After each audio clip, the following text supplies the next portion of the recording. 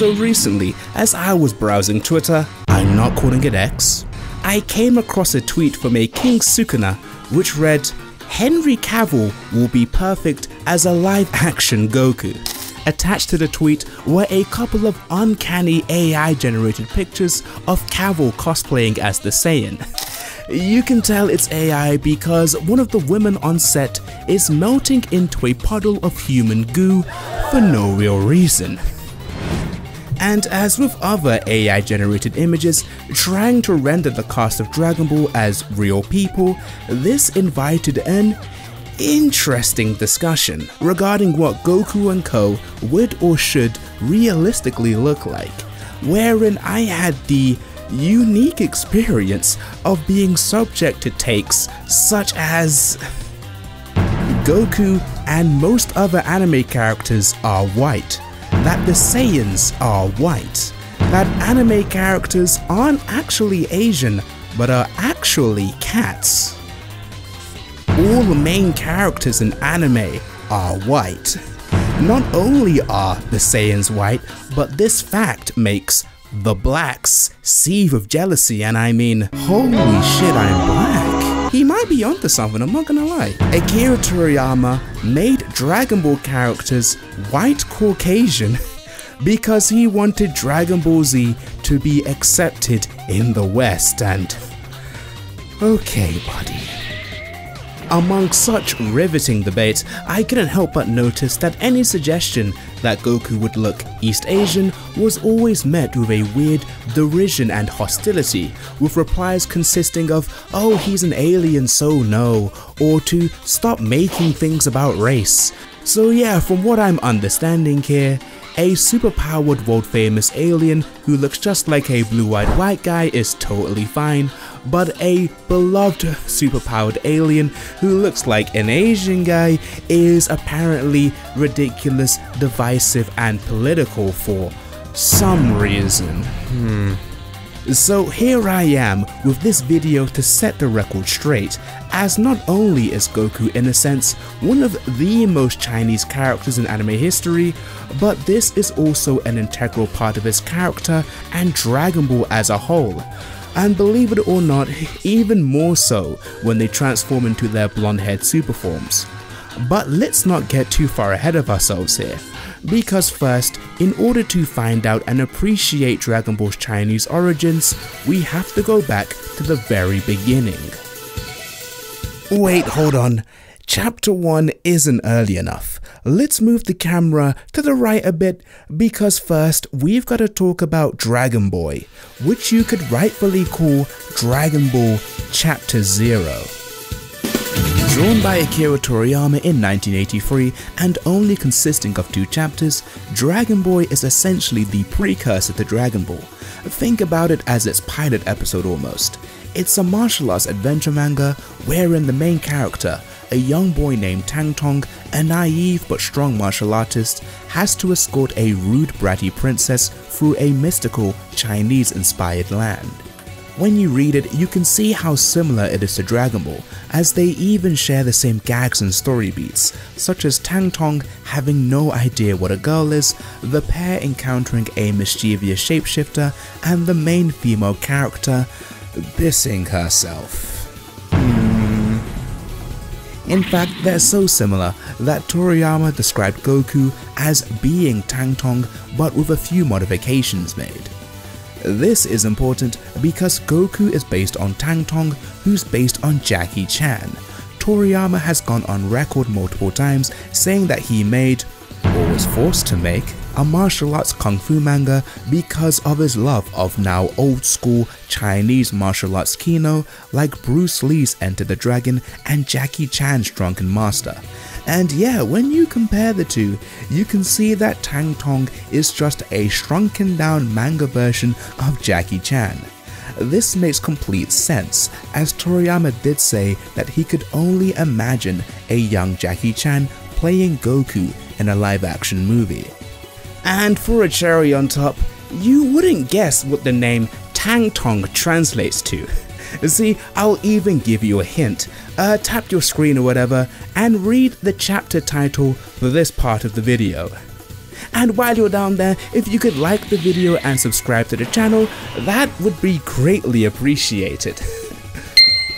So yeah, Tang Tong, the name of the prototype Goku, literally translates to China Boy. You can tell that Toriyama was just bursting with creativity when he came up with that name. So in summary, it goes Jackie Chan, a Chinese martial artist and actor, and then Tang Tong, aka China Boy, and then Son Goku, who's named after the Monkey King from the famous 16th century Chinese folktale Journey to the West, also known by the Chinese pronunciation of his name, Sun Wukong. It looks like Toriyama was going to have Goku look a bit more like Tang Tong with a Jackie Chan Bruce Lee inspired haircut, but then gave him a monkey tail, Wukong staff and a wacky spiky haircut to make him look more distinct. In fact, Goku's iconic, nonsense, reality-breaking anime hairstyle will actually be surprisingly relevant later on in the video, but more on that later. Anyway, after the success of Dragon Ball, it was decided that a full-blown Chinese-inspired Kung Fu adventure manga would be the successor to the widely successful gag manga Dr. Slump. In fact, Dr. Slump will be surprisingly relevant later on in this video. Are my YouTube engagement hacks working? Let me know in the comments. Akira Toriyama then took a research trip to China and consulted Chinese books and photographs in order to help plan the setting of his new manga, Dragon Ball, which began in a Chinese-inspired countryside with Goku written as a Son Wukong monkey boy who practices Kenpo, prays like a Buddhist, joins Bulma to find Chinese-named artifacts in order to summon a Chinese dragon. Hell, even the clothes on Goku's back take inspiration from China, with the particular shade of golden yellow orange being the same as Chinese Buddhist and Shaolin monks, with Toriyama describing it as a color particular to China. In fact, he was annoyed when Goku's gi was colored as red in the anime. However, it should be noted that while the Dragon Ball Earth is not one-to-one with ours, as Toriyama wanted to leave room with artistic license to play around with its locales, it is still based on it and is full of real-world equivalent people and locations, some of the latter Toriyama himself traveled to. For example, Papaya Island, which hosts the Tenkaichi Budokai, is modelled after Bali, wherein Toriyama gave his native tour guide a brief cameo appearance. Jingle Village is located in a cold environment to the north of the Dragon Ball world and is where Goku met Suno, who resembles a young Russian girl. And the sacred grounds of Korin are home to a tribe who look nigh identical to real-world Native Americans. So Goku may not be Chinese per se, but he's very Chinese coded, essentially the Dragon Ball world's equivalent to being Chinese. Just like other members of the cast, like Krillin who has the incense burns of a Shaolin monk, Yamcha who is styled like a Chinese bandit, Chaozu who's based on a Chinese vampire, Tien who's based on a three-eyed Chinese god who fought Son Wukong, Roshi whose title of Sennin is derived from Chinese culture and his alter ego is a clear reference to Jackie Chan. Then there's Yajirobe, who Toriyama straight up said he imagined as a Japanese person. And who could forget Bulma? Yeah, her ass is not Asian. With her paler skin, colored hair and blue eyes, she is definitely white and western coded. Hell, Toriyama's initial draft of her was a damn gun-toting cowgirl. This physical difference between Asian and non-Asian characters in Dragon Ball can even be seen when Goku fought against the surprisingly racially diverse Red Ribbon Army. The only times he faced opponents that even vaguely resembled him were when he fought against the Japanese ninja Murasaki and the Chinese assassin Tao Pai Pai, who, fun fact, is based on a Jackie Chan villain. But more on how Toriyama drew and portrayed his Asian characters and how this links back to Goku later. So as far as I'm concerned, it's pretty clear Toriyama's intention was to write Goku as a monkey-tailed human martial artist Son Wukong China boy. Nice try, Cage. But did you forget that Goku is an alien? So how could he possibly be Asian or Chinese when he's not even human? See, you'd think that this whole alien retcon would complicate things, but because Akira Toriyama was a brilliant but simple mangaka, it just really doesn't. The reason all Saiyans have black hair and black eyes is because Goku has black hair and black eyes. He just modeled them off Goku and called it a day. The Daizenshu goes even further and states that all Saiyans have black hair, black eyes, and quote unquote yellow skin. In terms of physical features, Saiyans are still Asian like Goku, just like how Superman is clearly white. And while we're talking about soups, Goku's landing on Earth as an alien may be inspired by the Kryptonian, but it still carries elements of his Chinese origins in Sun Wukong, as the Saiyan space pod Goku landed on Earth with is a sci-fi interpretation of the ball-shaped stone egg that birthed Sun Wukong. Gohan's Saiyan instincts emerge for the first time after he hatches from the Saiyan space pod, and the four full-blooded Saiyans of the Saiyan saga may be in reference to the four celestial primates from Journey to the West. Further Asian inspiration for the Saiyans can be seen in their armor, as Bardock was given armor without shoulder pads. This is because the director of the Bardock special, Mitsuo Hashimoto, wanted to pay homage to the Akira Kurosawa classic Seven Samurai, and modeled Bardock's armor after Toshiro Mifune's character, who wore only a chest protector as his armor. This Saiyan armor design has since become synonymous with Vegeta from the Android saga onwards. And for the final full-blooded Saiyan of Universe 7, Broly and his Z counterpart take inspiration from Sun Wukong just like Goku, with Z Broly having a sci-fi interpretation of the Monkey King's power-limiting headband. Meanwhile, Super Broly has a shock collar in lieu of a headband but has the golden eyes of Wukong in his Ikari form, had to live in exile like Wukong, and wears an animal fur skin around his waist akin to Wukong's iconic tiger skin robe. It's actually pretty cool, as the unique clothing of the Saiyan trio not only has cultural significance but also reflects their personalities, as Goku's gi derives from Chinese Shaolin monks as he's a disciplined skilled kung fu master. Vegeta's armor derives from the Japanese samurai as he's a prideful warrior, and Broly's fur robe derives from Sun Wukong as his power is most attached to his wild, primal Saiyan heritage. And as I said before, when these warriors ascend to their golden head super forms, even this has its roots in Toriyama's obsession with China.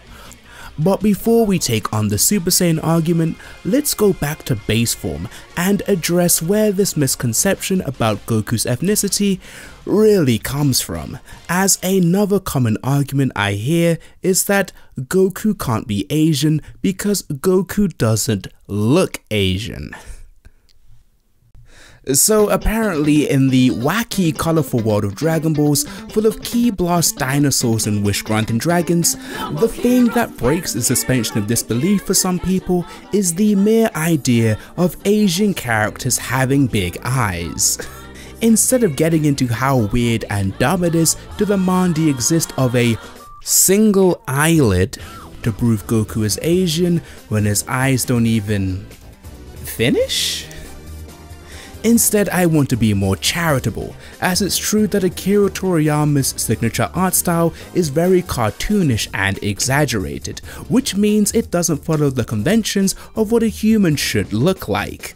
Take Krillin for example, like he doesn't have a nose because Toriyama thought it would be funny and it made for a funny one-time gag. Krillin has to breathe through his skin for the rest of his life or lives because Akira Toriyama wanted to make a joke. Why did you do that? Funny. See, his design philosophy was very different to the more grounded art styles you'd find in the Western equivalent of shonen manga like superhero comic books. Instead, Toriyama was more influenced by Western animation, such as Disney movies and Tom and Jerry, wherein characters have exaggerated proportions and big expressive eyes, perfect for a cartoonist to take advantage of to often humorous effect. The popularity of Western cartoons in Japan actually serves as the inspiration for modern manga, including the godfather of manga itself, Osamu Tezuka, and his iconic manga Astro Boy, which in turn was another inspiration for Toriyama's art style, with the hair horns of the Mighty Atom influencing the creation of Goku's super stylized hairstyle that can only truly work in 2 dimensions. Furthermore, Goku's design is so goddamn stylized that Toriyama actually struggled to draw his eyes when he had him looking to one side. So yeah, realistically, Goku's eyes do not resemble those of an Asian person or any other person on Earth, but that doesn't stop him from being a stylized cartoon Chinese guy. He's just stylized in a way that may not be instantly recognizable to a Western audience, as Dragon Ball was created for a Japanese audience where Asian is the default, not white. And when it comes to Western animation made by white creators for a majority white audience, the stylization of Goku is actually quite tame when compared to cartoon characters like, let's say, Marge Simpson. See, everyone can accept that this chinless, golf ball-eyed, yellow-skinned, 3-foot blue 4C afro-textured haired woman is just a heavily stylized illustration of an American white woman, of whom even the show itself acknowledges should look more like this realistically. You'll be horrible freaked with pink skin, no overbites, and 5 fingers on each hand! The way I see it, if people can accept that this thing that looks more like an alien than Goku does is a white woman, then people should have no issue accepting that Goku is supposed to be Asian. But if you want a less stylized, more realistic take on what Goku would actually look like, this is where iconic mangaka Takehiko Inoue, creator of Vagabond and Slam Dunk, comes in. His gorgeous art style is considerably more realistic and grounded when compared to the likes of Toriyama and Oda's more cartoony styles. And when he drew Kid Goku to celebrate Shonen Jump's 30th anniversary, it looked like this. See, don't ask me why he chose to recreate that panel in particular, but here you can see he's drawn Goku with more realistic features, with wild messy hair and almond-shaped eyes. I see this as an interesting illustration of a less cartoony looking Goku, and I could end this part of the video here, but nah. I've got more to say on how Toriyama drew and portrayed his Chinese characters. See, in his previous manga Dr. Slump, Akira Toriyama introduced the Sun family, who were, in no uncertain terms, Chinese, as in not very Chinese coded or styled or inspired, but from the People's Republic of China Chinese. And guess what? They are just like Dragon Ball characters. In this colorful cast of Dr. Slump characters, who looks and sounds the most like a Dragon Ball character? Surprise, surprise, it's the Chinese guy, who Toriyama even depicted as Sun Wukong for a chapter cover, looks like an older version of China Boy, the Goku prototype, and even has his own transformation, the DNA of which you can see in both Goku Super Saiyan and Uzaru transformations. Not to mention, he commonly dresses in a tang suit, just like how Gohan and Goten did, with the official Dragon Ball Twitter account itself describing it as a Chinese-styled outfit, which is because the Sun family are Chinese. But then again, this is all kinda silly, right? Like, here I am as a black guy going to bat for Akira Toriyama, God rest his soul, on how he stylized his characters based on race. The same guy thought he had to give or every single black person massive fucking lips. But in time he did change things up though. So thanks Toriyama, that was some real person of color solidarity right there. Since we're essentially on the topic of skin color, another argument I hear for white Goku is that Goku's skin is pale, therefore he's white. And I mean, in the anime, I kinda see it like, bro definitely does not look, he definitely does not look yellow skinned, that's for sure. But remember, this is Toei Animation we're talking about, masters of erasing melanin on a whim. Just ask any One Piece fan. As in Toriyama's colored illustrations, he would sometimes draw Goku with a noticeable yellowish hue, but most often he'd give Goku a distinct tan that you can see in several of his artworks, but was removed in the official colored version of the Dragon Ball manga, although to be fair, sometimes Toriyama did indeed draw him as paler. But sometimes he's so tan, I can see why Trunks was like, hold your fire, this man isn't black. As for Goku Black himself, Toriyama also drew him as tanned along with Resurrection F Gohan, who myself and other fans have pointed out even looks like a younger version of Toriyama. The Universe 6 Saiyans are also tan, with the Toei designed Kale even being described as a dark-skinned beauty. Oh wow, maybe I was wrong about Toei. But then they made sure she lost all melanin when transforming into her hideous Super Saiyan form, which just wasn't a thing with Toriyama, who would gladly depict Super Saiyans with tan and darker skin tones. The actual difference between how Toriyama drew East Asian characters compared to white ones can be seen in this illustration with multiple Japanese and Chinese characters. The single white character really sticks out as Toriyama predominantly drew them with some combination of fair skin, colored hair, and blue eyes. And now that we're on the topic of colored hair and colored eyes, we can finally talk about a transformation where some people argue that the SS abbreviation is more than just a coincidence. Let's delve into the true inspiration behind the Super Saiyan.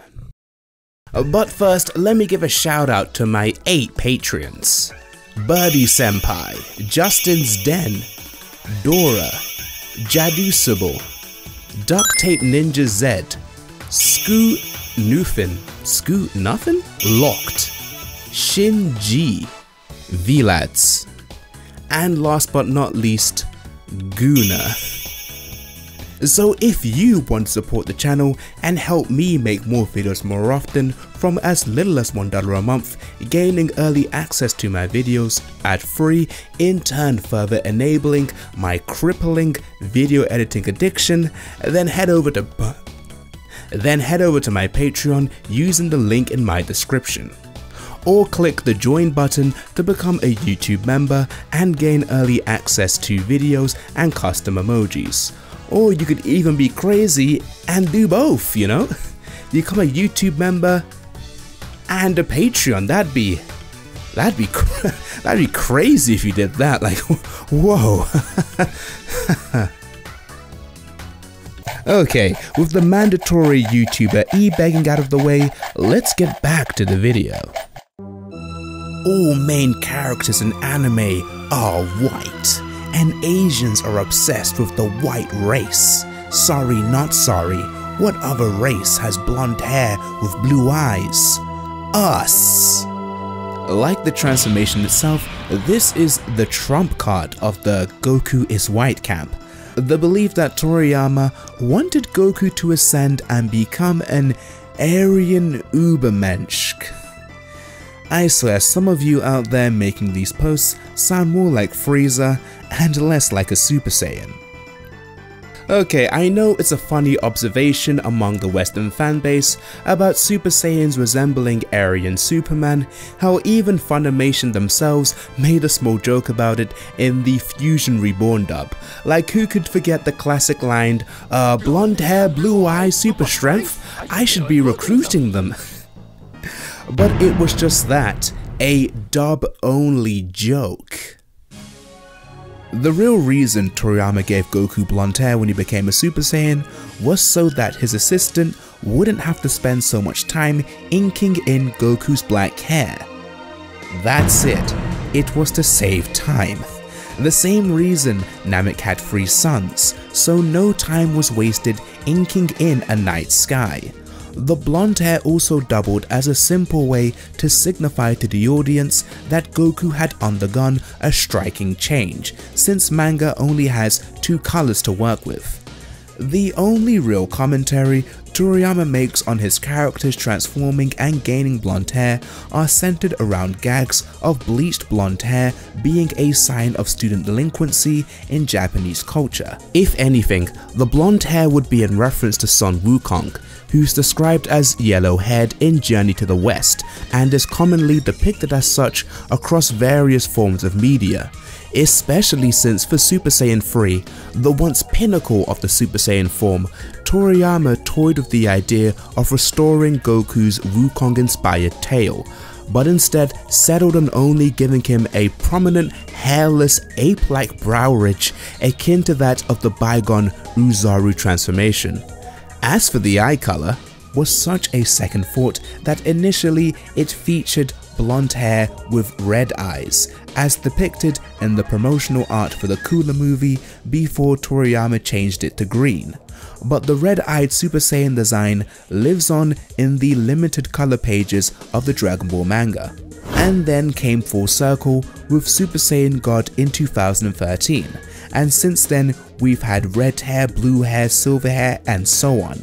It's clear that the goal behind the visual design of these transformations is to communicate that Goku has undergone a stark change, and without having to worry about inking, Toriyama was free to use a variety of colors.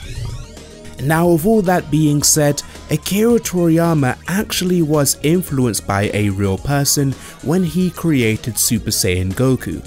But this man was no Aryan Ubermensch, or perhaps he was one but of an Asian variety.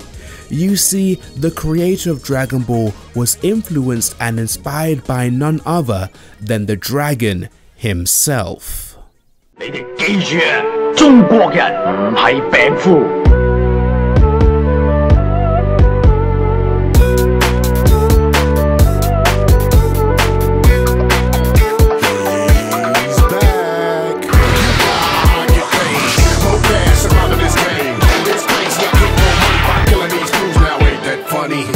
In an interview, Toriyama explained that the entirety of Goku vs Frieza, the Namek saga as a whole, was building up to Super Saiyan Goku staring down Frieza, which Toriyama based off of Bruce Lee's iconic stare downs such as in Enter the Dragon. Toriyama felt so strongly about this that as far as he was concerned, the story arc ended right there, with Goku embodying Bruce Lee. In order to capture such intensity, Toriyama had to reduce the stylization of Goku's eyes. So in a way, you could argue that Toriyama was trying to make Goku look less cartoony and a bit more realistic and Chinese. He certainly wasn't imagining Goku becoming a white guy and mogging Frieza to death. He was imagining Bruce Lee beating the shit out of a real estate speculator.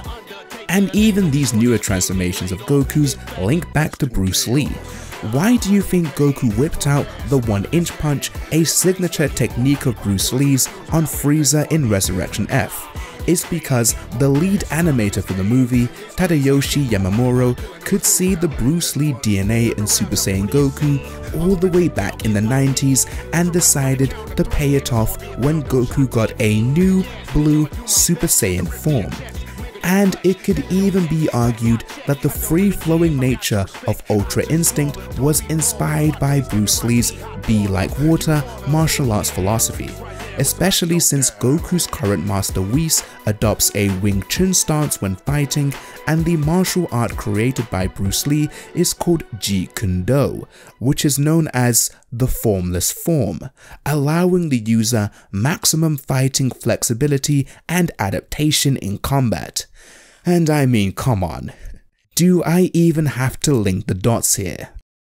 So for what is potentially the last transformation Akira Toriyama made for Goku, linking back to Bruce Lee is so poetically fitting, as it pays homage to the core of what inspired him to create Dragon Ball in the first place. The origin of the franchise is nothing more than a Japanese man's love letter to Chinese media, new and old, and to ignore that aspect of Dragon Ball and the profound impact of the characters he created for reasons, and to insist that Goku is white or would be best played by a white actor in a film is just weird and disrespectful and dumb, really. But that's not even to say that Western media didn't influence Toriyama at all when he created Dragon Ball, when it most certainly did, with one of the most impactful examples being Terminator 2, with its killer robots, time travel, dystopian future, and how that influenced the creation of the Android saga. And when Toriyama was influenced by Western cinema, what did he do? Well, he introduced a bunch of blue-white characters as antagonists and allies, with Future Trunks, the Super Saiyan hero of his timeline, essentially being John Connor, wielding a weapon on his back just as how Goku once did, his meeting with Goku kicking off the events of the arc just as how Bulma's meeting with Goku in the very first chapter began the events of the series. So Goku is Jackie Chan, while Trunks is John Connor. JC. See, even the initials match, it's perfect. But to be fair, as objectively correct as I am, as I always am, I have to reveal that the title of this video, Dragon Ball's Dumbest Misconception, holds a double meaning, as is there even a point in me segregating Toriyama's influences of how he created Dragon Ball into East and West binaries? I would be amiss not to acknowledge that a factor in Dragon Ball's massive worldwide success is due to the fact that people of all nationalities can project and relate to its cast of characters so easily. See, this isn't exclusive to Western fans interpreting Dragon Ball characters as white, although this is more of a joke. Like, a sizable part of the Dragon Ball fanbase perceive Piccolo as black due to his different colored skin, his deeper voice, his stoic nature, his lack of crazy hair in comparison to the rest of the cast. What's good, my nigga? And when I was researching just how popular Dragon Ball is in Latin American countries, I came across an article wherein the Mexican author had interpreted the cast of character as Latin due to their dark hair, dark eyes, big appetites, and fiery personalities. Perhaps what's really important here is that Akira Toriyama managed to create a cast of characters so charming, inspirational, and likable that they crossed racial barriers with ease to the extent that it surprised the author himself. But when it comes to the popularity of Dragon Ball in Latin American countries, okay, that's just on a completely different level, to the extent that it caused an international incident between Mexico and Japan during the airing of the Tournament of Power. To learn more about this insane but inspirational story of the most passionate, powerful Dragon Ball fanbase on Earth, click this video here. Anyway guys, thank you so much for watching. Like and subscribe if you enjoyed. The next video won't take 3 months to come out, maybe like 2 weeks. 2 videos in September, that's what I promised. Anyway guys, thanks again and stay locked into the cage. Peace out.